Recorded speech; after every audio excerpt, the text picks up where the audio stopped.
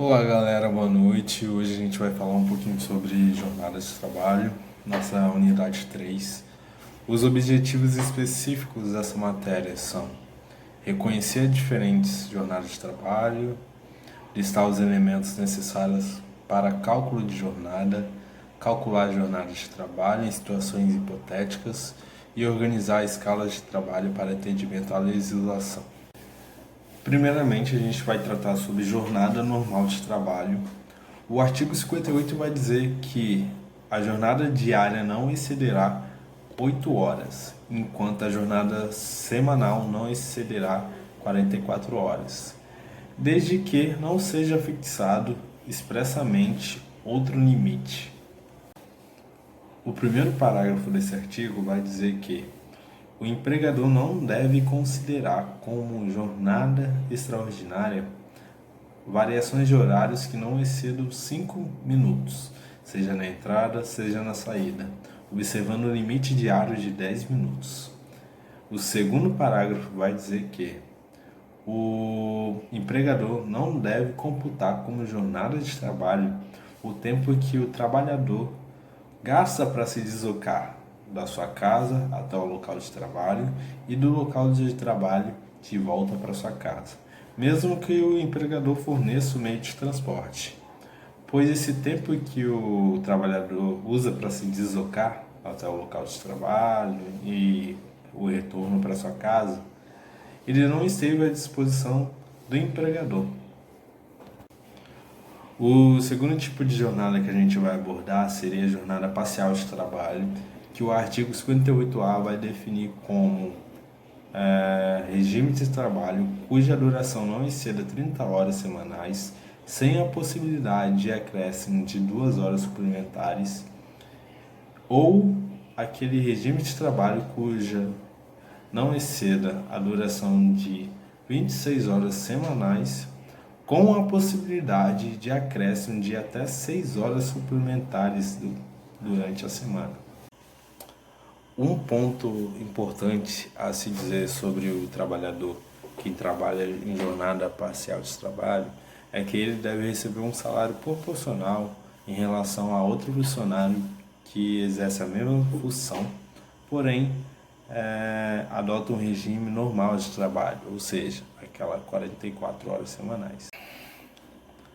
Agora falando um pouquinho sobre hora extra, a duração diária do trabalho poderá ser acrescida em até 2 horas a mais, desde que haja acordo entre a parte do empregador e o empregado.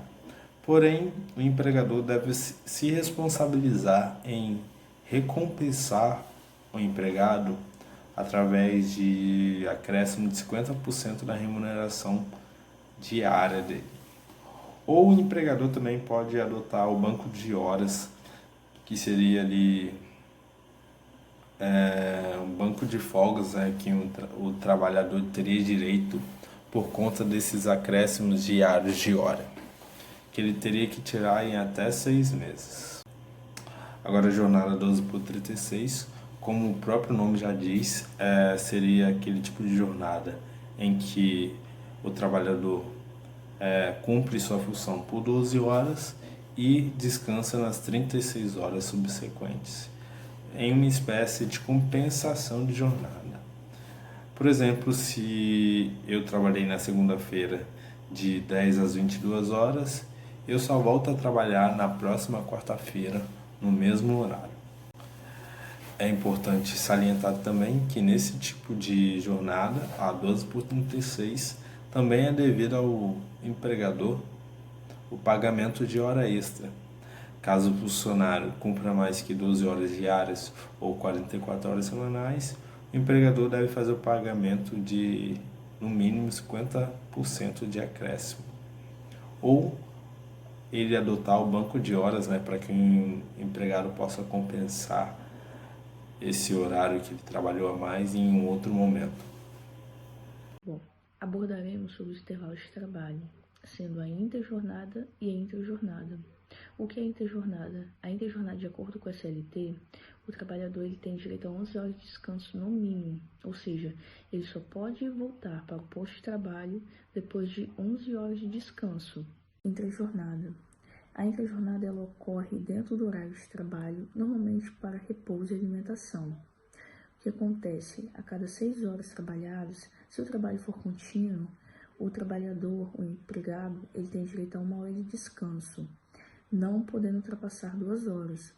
Agora, se ele não ultrapassar as 6 horas, mas ultrapassar a 4 horas de jornada, ele obrigatoriamente tem direito a 15 minutos de repouso. Já em serviços permanentes, como mecanografia, datilografia, a cada 90 minutos trabalhados, o empregado ele tem direito a 10 minutos de repouso. E esses 10 minutos não serão deduzidos durante a duração normal de trabalho do empregado. Caso o empregador não conceda todo o intervalo entre a jornada, o empregado ele tem direito ao pagamento correspondente a essa intrajornada, no mínimo e com acréscimo 50% sobre o valor da hora normal trabalhada do empregado.